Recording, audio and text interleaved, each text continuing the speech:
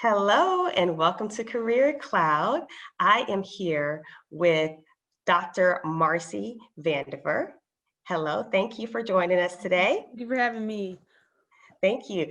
So Dr. Marci and I actually met at Mercer University, so I was thrilled to be interviewing her today. And she's such an accomplished person, and it's great for us to catch up just a little bit and really share what it is that you do and your passion for what it is that you do so that other people can be encouraged and inspired by it. So thank you. No, thank you. This is going to be fun. Good. I'm going to read your bio. Got it. Okay. Dr. Marci Ranvir is an assistant professor of elementary education. She received her bachelor's in middle grades education, language arts, and social studies concentrations from Mercer University.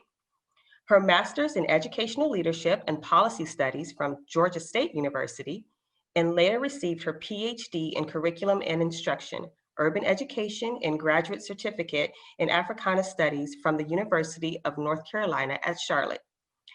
To learn more about Dr. Marci, please visit givespecific.org because we're going to ask you more about what it is that you do. Okay?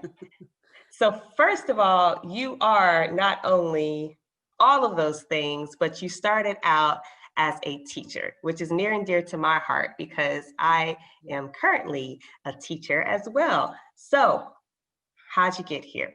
Tell me about your career path and what led to you saying, yes, education, that's what I want to do. So I knew in high school, and I think it's good for high schoolers to kind of think about like, what are you kind of good at? But I knew in high school that I had an interest in helping people. So I knew that. So that kind of narrowed down, like I wanted to be either in the service industry or public service. And I thought about being a nurse or a teacher, and I was between the two. I had a very definitive moment. So not many people know this. My senior year, I moved states. I moved from the Midwest to the South. So I moved to Macon. I moved to Georgia. My senior year of high school, and my job there, one of the jobs I had my senior year was at a after school program. Mm-hmm. And I noticed very quickly that the educational quality and just attainment was very different from what I had seen in the Midwest. In the South, especially the rural South, mm-hmm. the rural low-income South, where Mercer would be categorized, where Macon would be, Mercer is located in Macon. That town, I just saw so many disparities in what the kids were able to do. And a lot of the kids could not read. And so I had this definitive moment. I said, I think I want to be a teacher because I spent so much of my time in this after school program kind of backtracking and reteaching things that I felt like kids should be knowing. You can't be successful in 8th grade if you can't read. So it's like, it's going back, and we had a lot of just rudimentary lessons, and I had a lot of fun doing that. And so I knew then that public service, to me, what I wanted to do was teach. I knew then also I wanted to service Black and Brown children, and I wanted to teach in a high needs area because I knew I had different opportunities, even as a Black person. I came from a little bit of a different background, so I had a lot of support, and I wanted to give that to other people. So I wanted to give to students who needed, not to students who had. So that is how I pursued teaching, and I went to Mercer. So definitive moment. Mercer was great for a teaching university. So I remember, I don't know if they still do this. It was called College Decision Day. It was like May 1st. You had to let your college know which one. So I decided, instead of Emory, which was known for nursing, I was going to do Mercer, which was known for teaching. So I remember calling my mom and telling her, I think it's Mercer. And that's how I decided. And Mercer had a great program, and I landed a job in Atlanta Public Schools after graduation. Great. Yeah. And I'm so glad that you did go to Mercer. Yeah. That's my alma mater as well. Yeah. So that's awesome. Good. And a lot of people do have that experience working with kids, outside of the profession, and think, okay, this is my calling. This is, but you saw the need, which is awesome. Yeah. So that's how you got here. So that's why you came to education. So to go a little bit into what you do now, you are a professor, correct? So what are you doing now? Because you did teach, and now you decided, I'm going to advance and continue in education, and I want to become a professor. So what was that decision like, to go from the classroom to saying I want to make an impact in a different way? Yeah.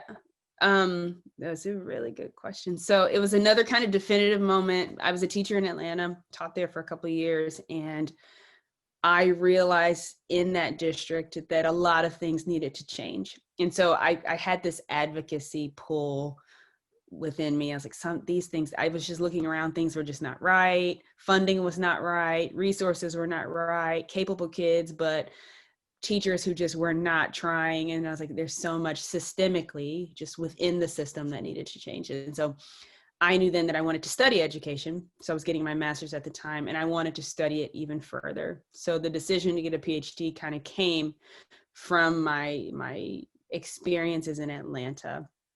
The transition now, I teach teachers how to be teachers. So like I teach college kids, I teach undergraduate college kids how to be teachers at a university. So I feel like it's a continuation more so than it is a pivot.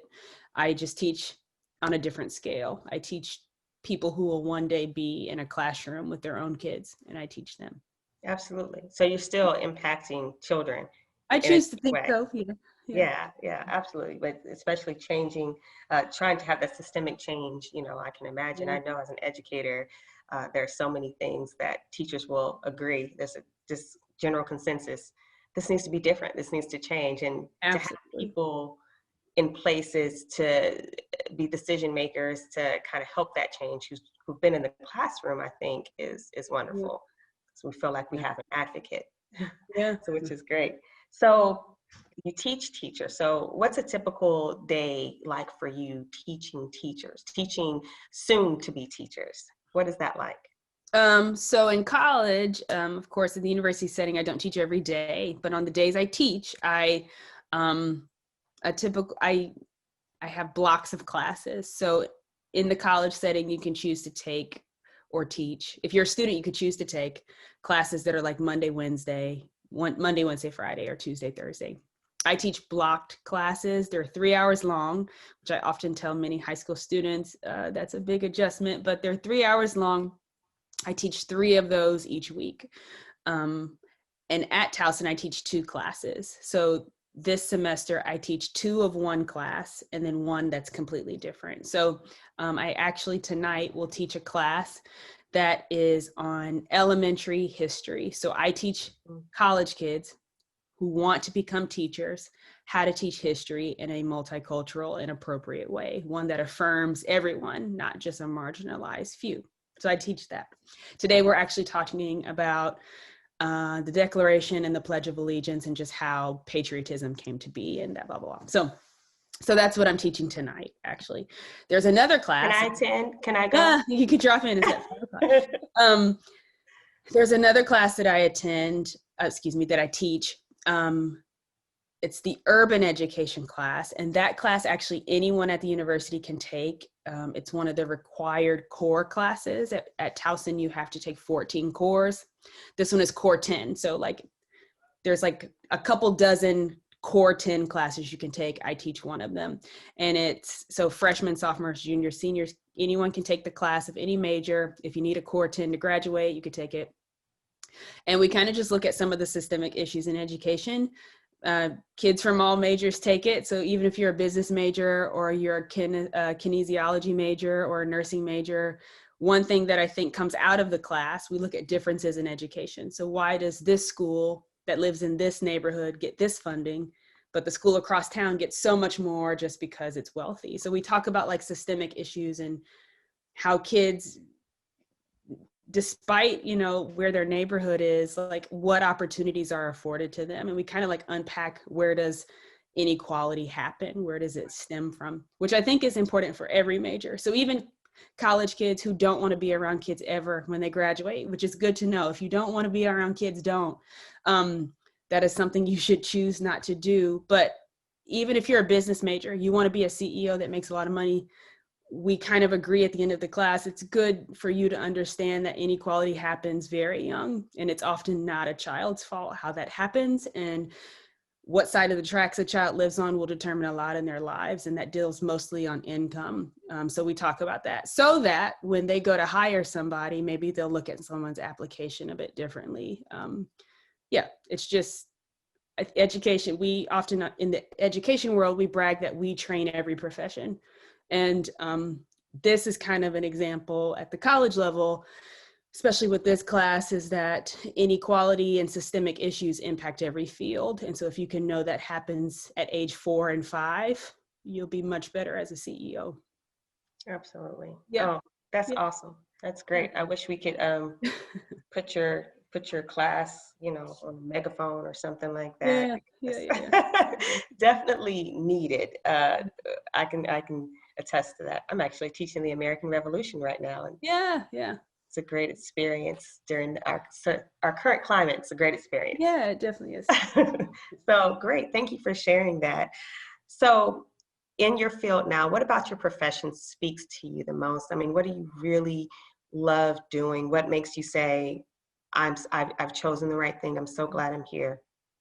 I think when I see students who I can tell they're being transformed, not necessarily because of me. I think education is beyond a teacher. I think it's everything that's happening in the classroom, the class, a classmate's comment that made them think differently, a reading, a video that we watched. Like, I think when I see a child who came in thinking one way, and that's the beauty of college, is that often we get to pivot or expand what we thought we knew, because we come to college with so many preconceived notions. We all do. I did, definitely did. Mhm. The person I was in college is very different than what I think now. Right. So we come to college with preconceived notions. We think we know certain things. A lot of things come from our parents, our families, our neighborhoods, things that we've known. And it's not until college when you meet people who disrupt that. Like, you think you know something about a certain group of people, but it's not until you meet someone who is an immigrant or gay or from a different religion or from a different country, that you get to see, like, oh, what I've heard or what I've seen or what I've assumed is so different, especially from students who went to schools in homogenized neighborhoods. So if you had mostly Black friends growing up, meeting someone from Peru will definitely change your experience on what you think about that region of the world, or meeting someone from Asia, or et cetera. So I think that is one of the most transformative things. That's what I love most about my job, is just transformation and seeing someone think about the world or people a little bit different. Right. Wow. Yeah. That's good. I can imagine that's definitely rewarding. I mean, the field of education and public service is rewarding, but I think at that level, seeing young adults transform, I'm sure is definitely a great experience. Yeah. So very cool. So in order to do what you do, you have to have certain attributes. I heard you say you have to like children, first of all, which is so important, because so many people think that they can go into education and not like children that much. And that's not true. You can, but you won't be successful, right?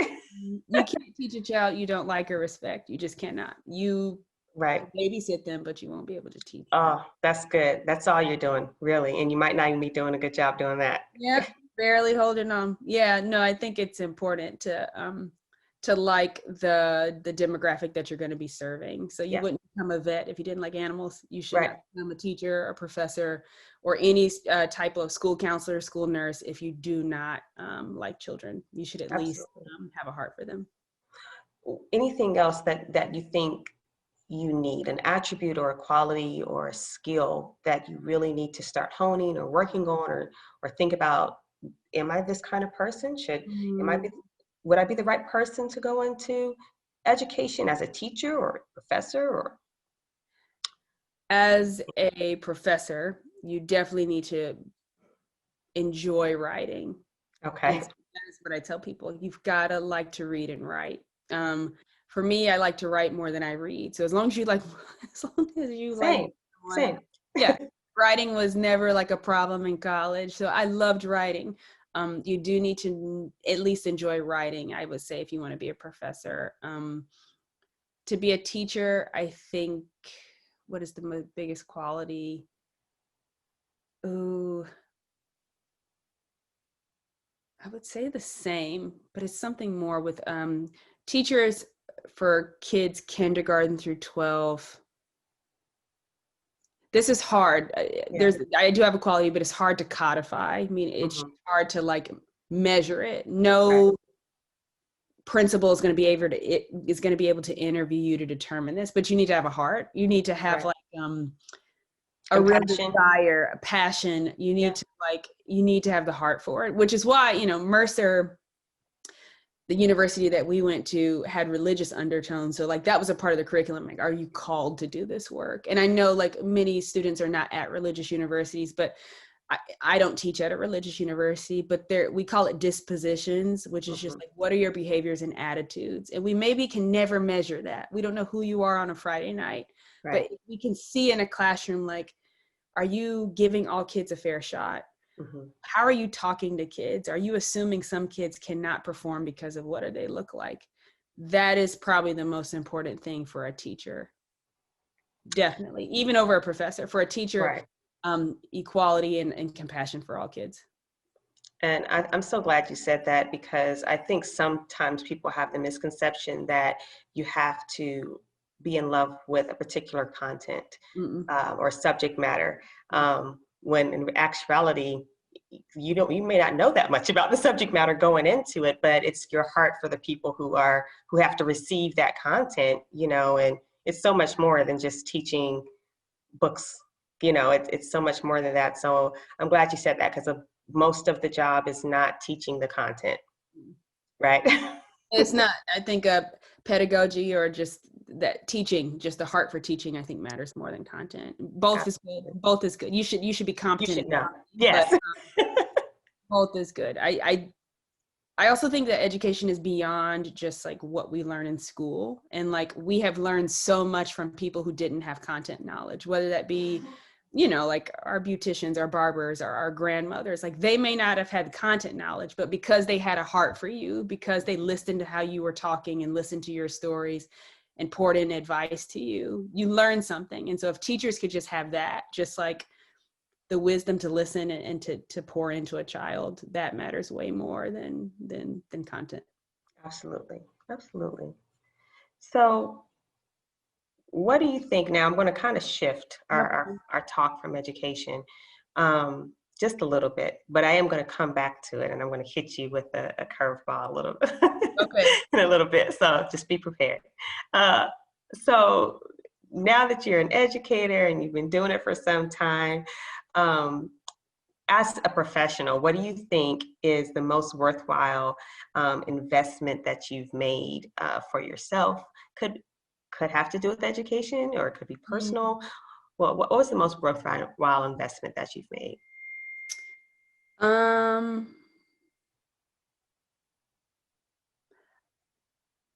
One has nothing to do with education. I think investment in health was like in my adult life, investment in health. So I started going to the gym, and like I pay a little bit a month, but that has been probably the most important thing that I've done in the last 2 years.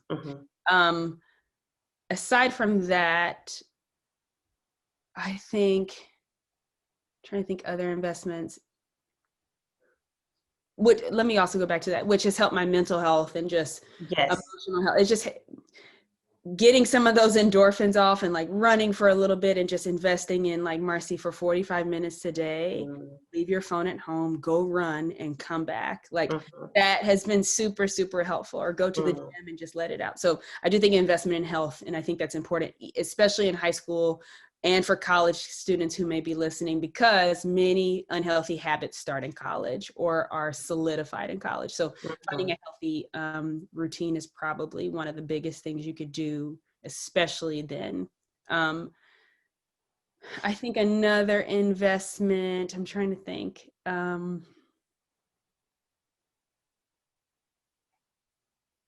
you know what? This is a good one. This is more investing time, but investing time to really find a good mentor was another really good investment that I made. It wasn't money that I spent, but like spending the time to like say, hey, I really look up to you in your career. There's, could we go to lunch? Like basically investing in myself, but through like finding a mentor who could really, really help me. That was probably something that I wish I would have started earlier. So I didn't do this until the end of college, and definitely after college, I found a mentor. We don't talk as much anymore, but we used to talk just systematically, kind of on a rhythm, and it really helped me to take my career more seriously. And it gave me opportunities. I was able to get jobs in certain ways. Mm-hmm. Yeah. So establishing that network and knowing who to talk to and who's going to be honest with you is so important. Yep. And then you already talked about, I was going to ask you about kind of what you do, what kind of behaviors you have to just make sure that you're okay and you can do your job well. And you already mentioned that you run and that you take care of your mental health. And that's so important because all professions can be stressful and taxing and you have to handle a lot, but especially when you're working with people, you need to make sure that you take care of yourself, right? Definitely. Yeah. You can't, you can't pour from an empty cup. You cannot give, especially if you're in a service field like teaching. Right. You cannot do your best if you're exhausted. You can't do your best if you don't have the energy or feel like, you have to pour into yourself so you can pour into other people. Yeah. Yeah. So true. So I have a curveball. Here's my curveball question. Um, you know, Given now, there might be some people who are watching this, whether they are a high school student or a college student, a career changer, who follows us on Career Cloud, and they're saying, this is what I want to do. I know I want to do it, but is it going to be different now? Is it going to be different from this point on? Because of COVID-19, Yep. I don't want to ignore the elephant in the room, Yeah. for lack of better sayings. What kind of encouragement can you give for why one should continue to pursue education?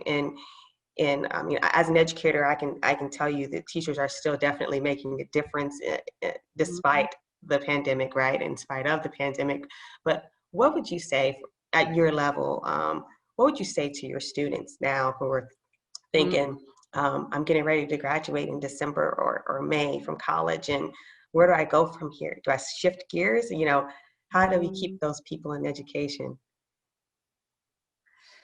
For educators like kindergarten through 12, I would definitely say, as long as people make kids, there will always be a need for teachers. So, and that's something, and if we're going to be honest about COVID, joblessness, layoffs, a lot of that has happened. The one good thing about teaching is that for now, teachers do have job security and that there are kids that need to be provided for. And whether or not I'm teaching at home or teaching in school, that depends on the state and the county, but there's often quite a bit of job security with teaching that I think is practical. Many high school students are not thinking about that, of course, but I would definitely say your job is always needed. As long as there's kids on this earth, there will always be a need for teaching.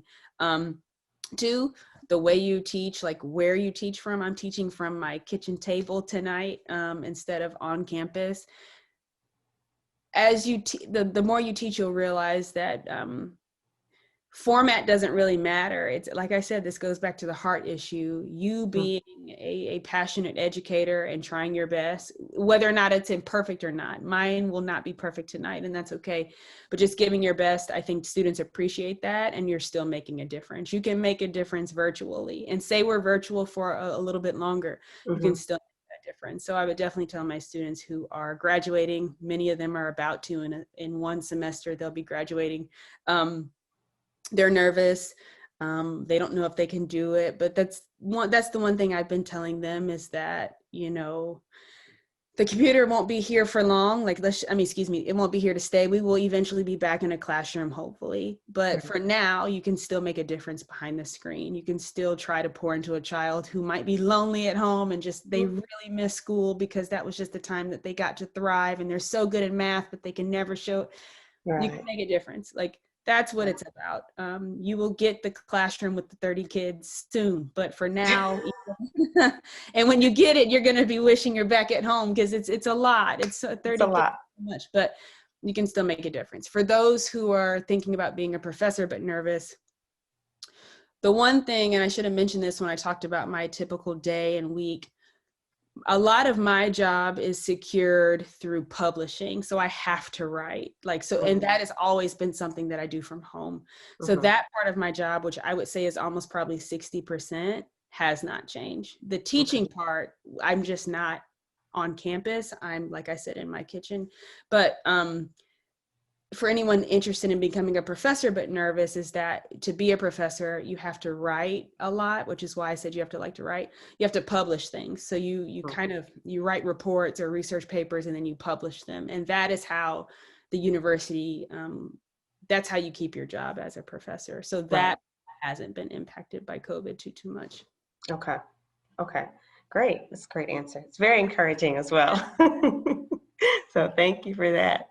So any piece of advice that you received that you were thinking that was not probably good information? In other words, is there something that a college student or a high school student or career changer might hear about teaching that they should ignore? One, that it's a fallback career. I've heard that, like, you go into teaching if you can't find something else. A lot of my colleagues wanted to be teachers, and you should want people who want to be teachers. So that's one. Two, one piece of advice that I wish I would have done differently is that for anybody listening that's a college student or interested, diversify your resume, meaning like, I got to, all of my degrees are in education, but I wish I would have pivoted some and had some, like, if you're interested in other things, you can always add that. Like, don't be so narrow. Like, yes, you can go into education and be a teacher, but if you really want to learn about the psychology of students, add that on too. You could have a minor in psychology. You could be a double major in psychology. So don't be afraid to pursue other passions with teaching, because it often always comes back to teaching. Trying to think. Oh, I was discouraged actually when it came time to teach in Atlanta public schools. I taught the alternative school students. So I taught students who had been chronically suspended, kicked out, adjudicated youth, in and out of the court systems. I taught those students.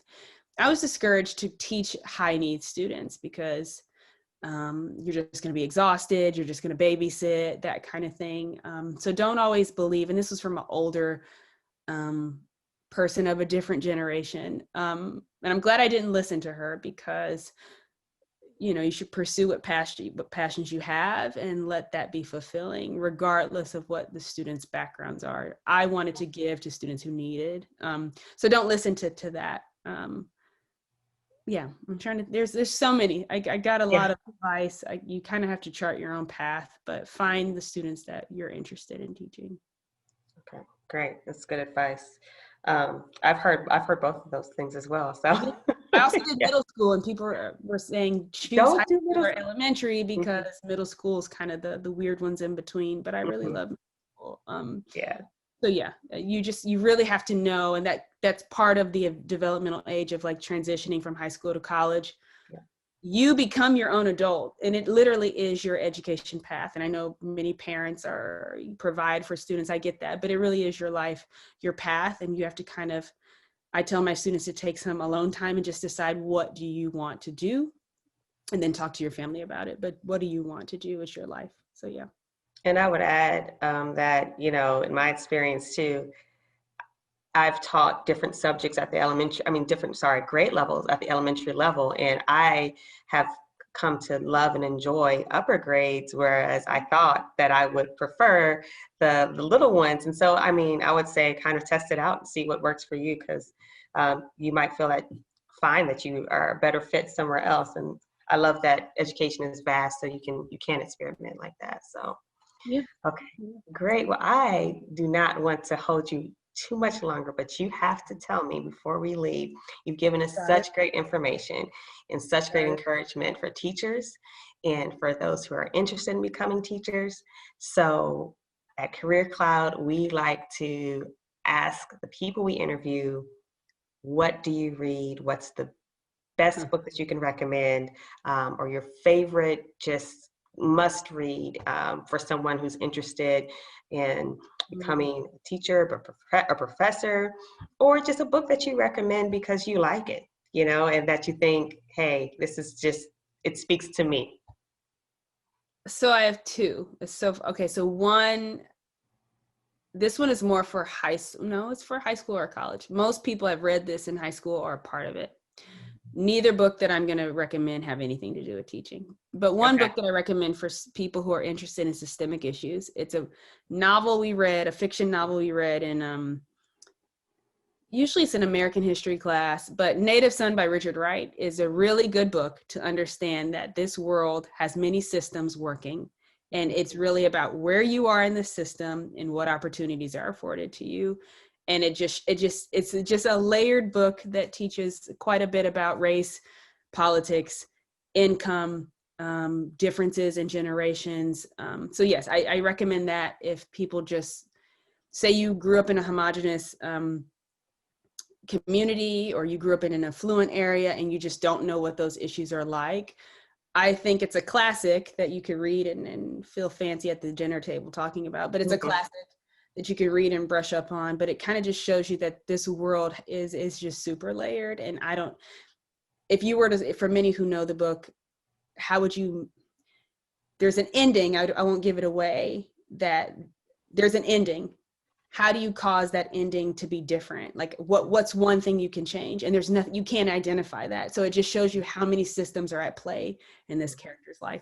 And then the next one I recommend just for anyone, especially college students or people who are kind of forming themselves in their own identities or kind of maturing in their own way, is The Four Agreements. I think that's just important for anyone.